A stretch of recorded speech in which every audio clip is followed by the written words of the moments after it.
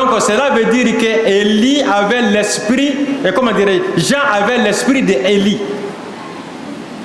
Son corps était Jean, mais son esprit était Élie. Donc comme Dieu ne regarde pas le corps, il regarde l'esprit, donc Dieu appelle Jean ici Élie parce que c'est l'âme d'Élie qui s'y trouve en lui. C'est dans ça on parle de la spiritualité. Il n'est pas facile à un ivrogne pour comprendre la parole de Allah subhanahu wa ta'ala. Car l'alcool brille. C'est comme un serpent, il est joli, mais il est venimeux. Donc, on fait comprendre à notre chef ici qu'il est en face de la communauté islamique Mohammedia, une communauté prophétique et réformatrice, avec son guide guidé par Allah subhanahu wa ta'ala à la personne d'Abdurrahman Ahmad Kudus Konati, qui est l'incarnation du Christ, l'inter-ego du Christ. Son corps c'est Abdurrahman, mais son esprit qui est à lui, c'est l'esprit de Jésus-Christ qui se trouve en lui. Comme tu ne vois pas l'esprit, tu verras le corps, tu vas dire que non, ce n'est pas Jésus parce que Jésus-Christ avait des longs cheveux. Ce n'est pas le corps de Jésus-Christ, mais c'est l'esprit de Jésus qui se trouve en lui. Comme tu n'as pas la science de voir l'esprit, mais tu vas aller méditer sur ce que nous avons dit. Comme c'est ta première fois de te rendre dans notre mosquée, je pense qu'il est bien de nous connaître. Nous sommes ce qu'on est. On vous remercie infiniment.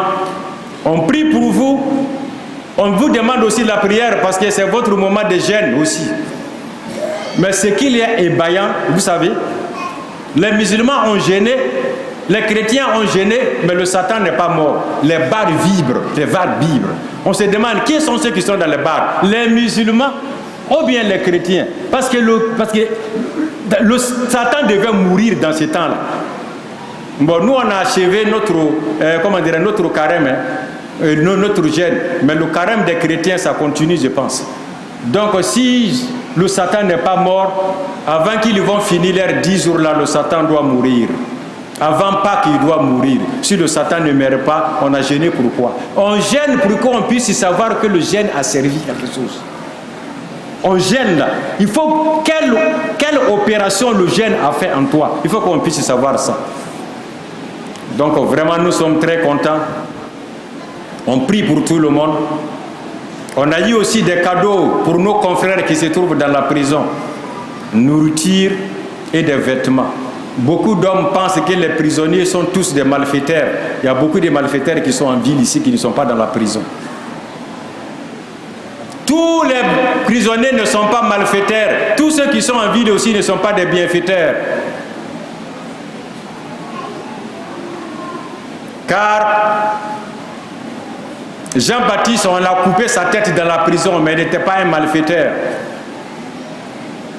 Jonas a passé des années dans la prison, mais ce n'était pas un malfaiteur. Rentrer dans la prison ne veut pas dire que tu es un mauvais.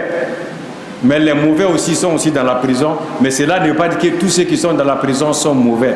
Sinon, Élie a été dans la prison et puis il était condamné à mort parce qu'on l'a amputé. Mais Joseph, lui, on l'a mis en prison. Après quelques années, il est sorti. Donc, être prisonnier ne veut pas dire mauvais. Non.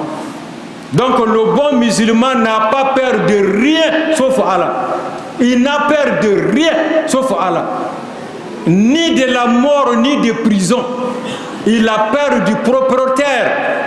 De quoi? Ah, de l'âme. Un homme peut tuer un homme. Il ne connaît même pas où l'âme se trouve.